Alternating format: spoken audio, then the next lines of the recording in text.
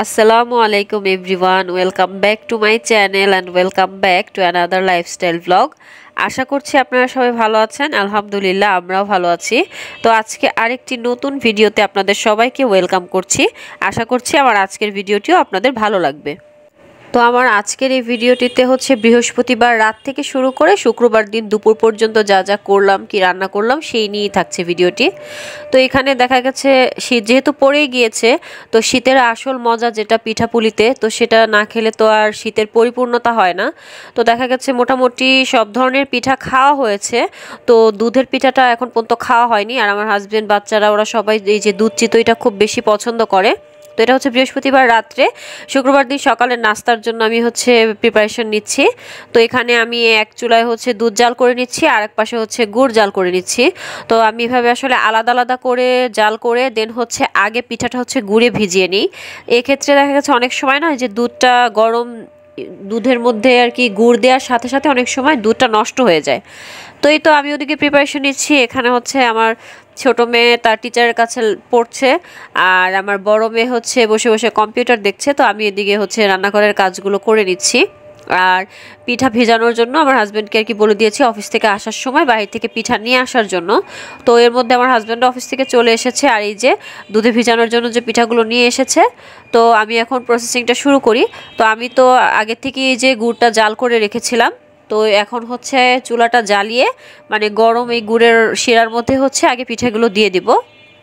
তো দুধের মধ্যে দেওয়ার আগে হচ্ছে আমি এভাবে গুড়ের মধ্যে ভিজিয়ে নেব, দেন হচ্ছে উপর থেকে হালকা কুসুম গরম করে দুধটা তারপর উপর থেকে দিয়ে দেব। তো এই যে অনেকে কিন্তু আছে এরকম শুধু গুড়ের শিরার মধ্যে এরকম ভিজিয়ে ছোট সাইজের যে চিতই পিঠাটা হয়, যে ছোট ছোট গোল গোল অন্য একটা সাইজের যে পিঠা, সেটা কিন্তু এরকম শুধু শুধু গুড়ের শিরার মধ্যে ভিজিয়ে খেতেও ভালোই লাগে। তো আমার হাজব্যান্ড আসলে ওইটা খুব একটা পছন্দ করে না, এভাবে দুধ দিয়ে তারপরে সেটাই ভাল লাগে। তো আমি এখানে এই যে চিতইগুলো হচ্ছে এখন গুড়ের মধ্যে দিয়ে আরেকটা বলক তুলে নেব। তো এরপরে কিন্তু আমি দুধ অ্যাড করে দিয়েছি। তো আমার আসলে সেই সময় ভিডিও নিতে মনে ছিল না। তো এটা হচ্ছে 2 ঘন্টা ভেজানোর পরে এই যে মাশাআল্লাহ দেখতে তো খুবই ভালো লাগছে। আর এই যে উপরে 2-1টা নকশি পিঠা দেখা যাচ্ছে। তো আমার না ডিপ ফ্রিজে আগে কিছু নকশি পিঠা ছিল, তো ভাবলাম যেহেতু দুধের মধ্যে পিঠা ভিজাচ্ছি, তো এই জন্য উপর থেকে ওই পিঠাগুলো দিয়ে দিয়েছি। তো এরপরে রাতে খাওয়া দাওয়া করার পরে বাচ্চারা বলছিল যে এখন একটু টেস্ট করে দেখবে। তো মাশাআল্লাহ পিঠাগুলো ভিজে একদম নরম তুলতুলে হয়ে গিয়েছিল, মানে আমি এই যে উঠানোর সময় কিন্তু অলরেডি ভেঙে গিয়েছে।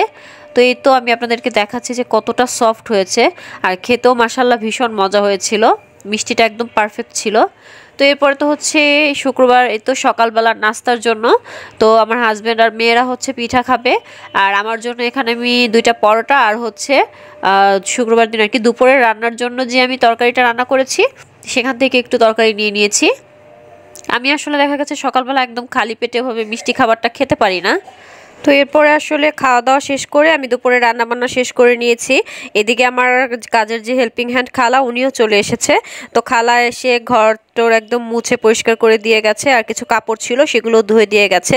তো আমার হাজব্যান্ড নামাজে গেছে, আর এদিকে আমি আর বাচ্চারা গোসল সেরে নিয়েছি। তো আমার হাজব্যান্ড হচ্ছে নামাজ থেকে আসলে দেন হচ্ছে সবাই একসাথে বসে হচ্ছে লাঞ্চ করব। তো এদিকে আমি হচ্ছে ঘর পরিষ্কার করার পর সব একটু হেঁটে হেঁটে দেখছিলাম আর কি। আর এই তো এই যে আমার বারান্দার গাছগুলোও দেখছিলাম। তো আসলে ঘর মোছার পরে পরিষ্কার হওয়ার পরে কিন্তু বেশ ভালোই লাগে। তো যাই হোক, এরপরে আমার হাজব্যান্ড চলে আসছে। তো এরপরে আমরা সবাই মিলে হচ্ছে দুপুরে লাঞ্চ করে নিচ্ছি। আর এখানে আজকে ছিল মিষ্টি কুমড়া ভাজি, বুটের ডাল দিয়ে মুরগির মাংস। তো এই ছিল আমার আজকের ভিডিওটি। দেখা হবে নেক্সট ভিডিওতে। আল্লাহ হাফেজ, আসসালামু আলাইকুম।